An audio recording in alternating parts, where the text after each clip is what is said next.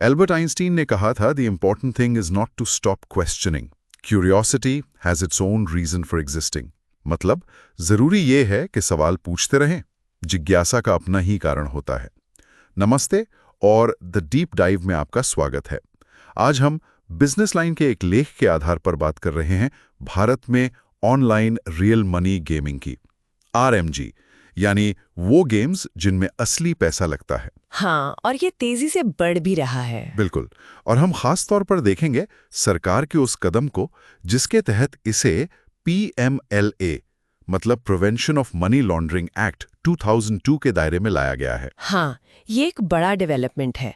ये वो कानून है जो काले धन को सफेद करने से रोकता है, मतलब मनी लॉन्ड्रिंग को। तो ये विषय उन लोगों के लिए काफी अहम हो सकता है जो यूपीएससी की तैयारी कर रहे हैं या फिर जो करंट अफेयर्स में गहरी रुचि रखते हैं। बिल्कुल। तो चलिए इसे थोड़ा खोलते हैं। सबसे पहले ये ऑनलाइन रियल मनी गेमिंग आखिर है कितना बड़ा भारत में? देखिए, आंकड़े तो चौंकाने वाले हैं। 2023 में भारत दुनिया का सबसे बड़ा गेमिंग मार्केट बन गया। सबसे बड़ा? हाँ, 568 मिलियन गेमर्स, मतलब 56 करोड़ से ज्यादा। बाप रे। और वैल्यूएशन करीब $2.2 बिलियन। और अनुमान है कि 2028 तक ये $8.6 बिलियन तक पहुंच जाएगा। 8.6 बिलियन, ये तो जबरदस्त ग्रोथ है ना? और इसके पीछे कई कारण हैं, जैसे सस्ता इंटरनेट है, अब स्मार्टफोन सबके पास हैं, डिजिटल पेमेंट कितना आसान हो गया है। हाँ, ये तो है। और हाँ, अपने देश की गेमिंग स्टूडियोज भी अब अच्छा काम कर रहे हैं। लेकिन एक और पहलू है। क्या? सामाजिक आर्थिक। मतलब बेरोजगारी है, लोगों में जल्दी पैसा कमाने की इच्छा है। ये भी एक फैक्टर है। और फिर IPL जैसे टूर्नामेंट्स, सेलिब्रिटीज का प्रमोशन, ये सब खींचता है लोगों को। लेकिन एक चिंता की बात भी है जो लेख में उठाई गई है। वो क्या? भारत में डिजिटल लिटरेसी सिर्फ 38% परिवार ही डिजिटल रूप से साक्षर है। सिर्फ 38%? हाँ, तो मतलब एक बड़ी आबादी बिना जोखिम समझे इन गेम्स में पैसा लगा रही है। उनके साथ फ्रॉड का खतरा ज्यादा है। ये तो वाकई सोचने वाली बात है। ग्रोथ तो है पर रिस्क भी है। अच्छा, तो अभी इसे रेगुलेट कैसे किया जाता है? कोई एक सेंट्रल कानून है? देखिए, यहीं पर थोड़ी कह सकते हैं जटिलता है। गेमिंग जो है वो संविधान में राज्यों का विषय है।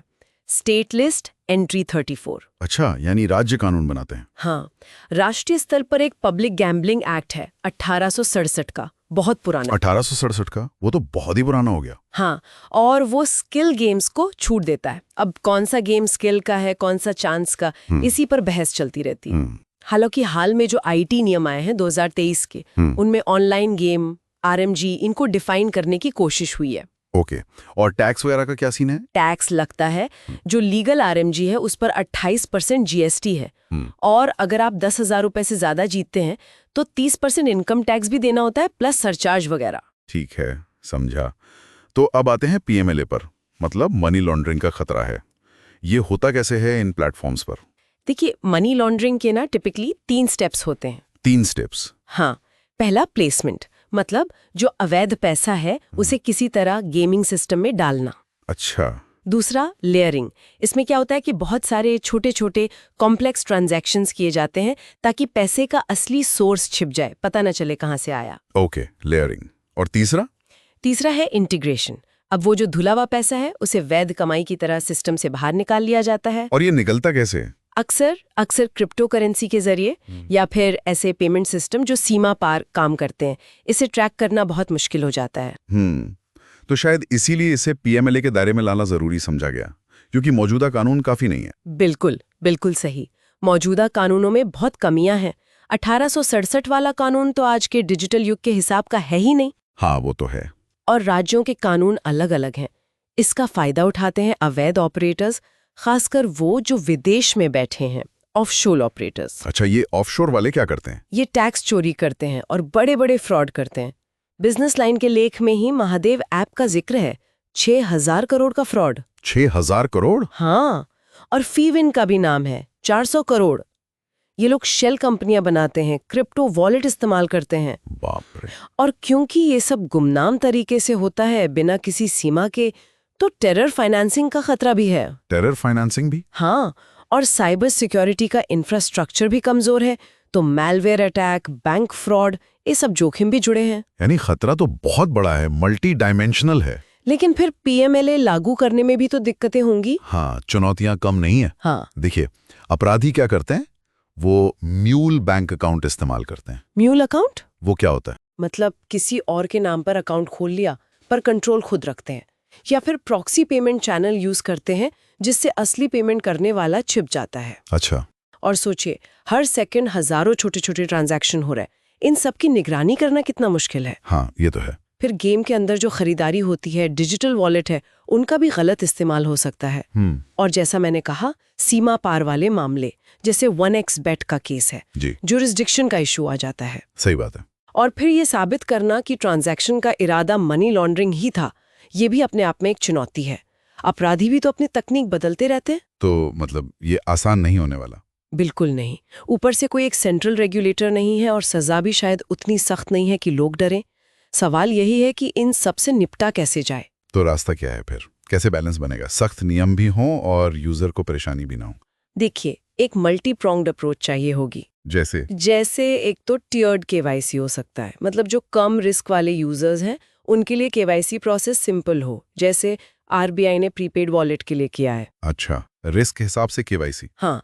दूसरा, टियर रेगुलेशन मॉडल, मतलब रेगुलेशन भी रिस्क के लेवल पर आधारित हो, जैसा यूके में होता है। फिर जो गेम के एल्गोरिदम है उनकी ऑडिटिंग हो, डार्क पैटर्न्स पर रोक लगे। Dark patterns? हाँ, वो डिजाइन ट्रिक्स जो यूजर को धोखा देकर क्लिक करवाती हैं, यूई इस पर काम कर रहा है। ओके। और एनफोर्समेंट जो हो वो इंटेलिजेंस बेस्ड हो, मतलब हाई रिस्क ऑपरेटर्स पर फोकस ज्यादा हो। ठीक है। कंज्यूमर प्रोटेक्शन, साइबर सिक्योरिटी, इन पर जोर देना होगा। और हाँ, जो देश इन ऑपरेटर्स को पनाह देते हैं, जैसे यूएई का नाम आता है, उनके साथ डिप्लोमेटिक लेवल पर बात करनी होगी, प्रत्यर्पण संधियां करनी होंगी। डिप्लोमेसी भी जरूरी है। और हाँ, सेलिब्रिटीज जो विज्ञापन करते हैं उस पर भी थोड़ी लगाम लगानी पड़ेगी, जिम्मेदार विज्ञापन हो। सही कहा। तो कुल मिला के बात यह है कि भारत का ऑनलाइन गेमिंग मार्केट बहुत तेजी से बढ़ रहा है, इसमें कोई शक नहीं। बिल्कुल। लेकिन इसके साथ मनी लॉन्ड्रिंग जैसे गंभीर खतरे भी हैं।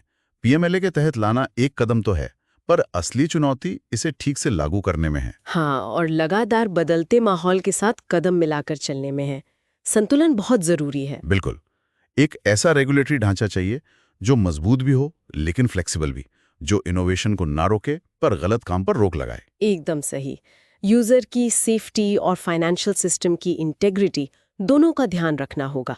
पीएमएलए को टेक्नोलॉजी और रिस्क बेस्ड अप्रोच के साथ जोड़ना होगा।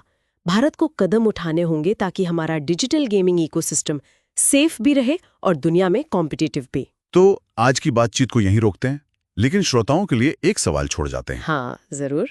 जैसे जैसे हमारी दुनिया डिजिटल हो रही है, हम पर्सनल सहूलियत, इकोनॉमिक ग्रोथ और नेशनल सिक्योरिटी, इन तीनों के बीच सही बैलेंस कैसे बना सकते हैं? ये एक बड़ा सवाल है जिस पर हम सबको सोचना चाहिए। अगर आपको बिजनेस लाइन पर आधारित ये चर्चा काम की लगी तो प्लीज लाइक करें, सब्सक्राइब करें, और अगर कोई सवाल है खासकर यूपीएससी एग्जाम के नजरिए से तो नीचे कमेंट्स में जरूर पूछें। हाँ, हम कोशिश करेंगे जवाब देने की। अगली बार तक जागरूक रहें।